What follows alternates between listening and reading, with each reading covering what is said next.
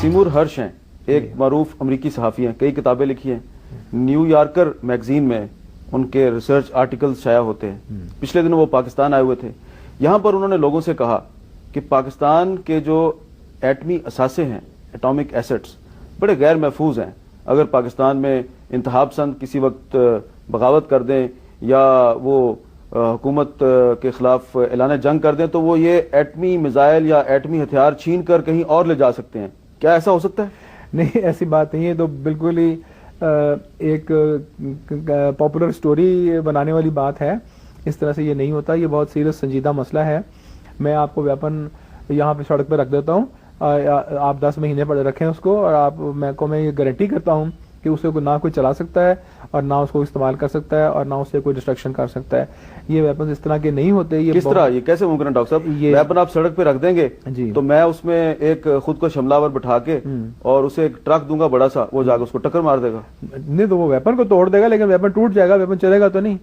چلے گا نہیں؟ اٹامک بام جو ہے اگر ایک ہوائی جہاز میں یا ایک میسائل میں لگا ہو اور آپ اس کو فائر کر دیں اور وہ جہاز فرض کریں کہ خدا نہ خواستہ آپ کے اپنے ملک میں کریش ہو جائے تو وہ ویپن تو نہیں چلے گا۔ اچھا، وہ ویپن ٹوٹ جائے گا لیکن وہ گر کے زمین پہ چلے گا نہیں۔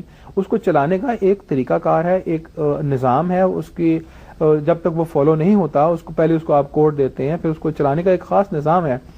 اگر ویپن کو آپ زمین پہ گرا دیتے ہیں تو وہ پھٹ جائے گا لیکن وہ نیوکلیر ایکسپلوژن نہیں ہوگی۔ اچھا، ہاں، اس میں جو ایکسپلوسو ہے وہ پھٹ جائے گا لیکن اس کے اندر جو نیوکلیر ایک ریئیکشن ہونا ہے وہ نہیں ہوگا۔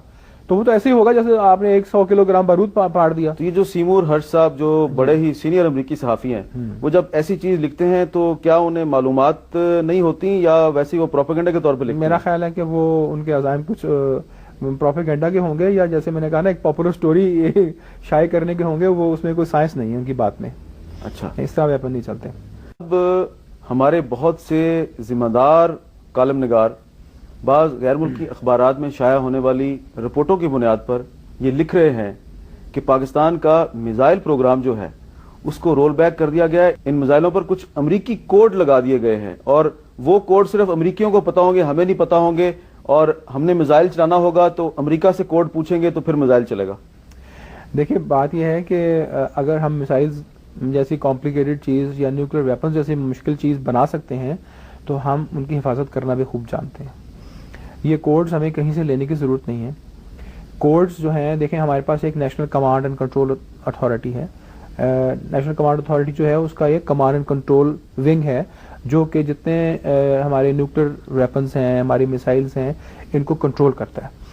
تو کنٹرول کا جو نظام ہے وہ دنیا کا جو بہت سب سے زیادہ اس وقت ایڈوانس نظام ہے وہ ہم نے اپنایا ہوا ہے، اور اس نظام کا یہ ایک بہت اہم حصہ ہے کہ آپ کے جتنے ویپنز ہیں ان میں سیکرٹ کوڈز لگے ہوں تاکہ ویپن جو ہے وہ جب اس کو چلانے کی ضرورت پڑے تو اس وقت جو شخص چلا رہا ہے اس کو کوڈ دیا جاتا ہے، اس وقت چند لمحے پہلے دیا جاتا ہے، اور وہ کوڈ اس میں جب وہ کمپیوٹر سے فیڈ کرتا ہے تو پھر وہ ویپن آرم ہوتا ہے اور اسی صورت میں وہ ویپن چل سکتا ہے۔ تو یہ کوڈز ہم نے خود بنائے ہوئے ہیں۔ ویپنز جس وقت مینوفیکچر ہوتے ہیں یہ اس وقت ان میں لگائے جاتے ہیں، یہ بعد میں ان میں نصب نہیں کیے جا سکتے۔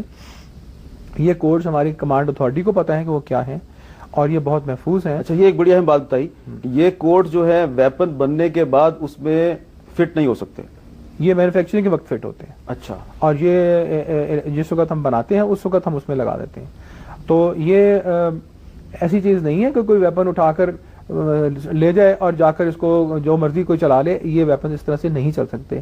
ان کی سیفٹی بہت زیادہ اہمیت کی حامل ہوتی ہے اور یہ بناتے وقت ہم اس کا خاص خیال رکھتے ہیں۔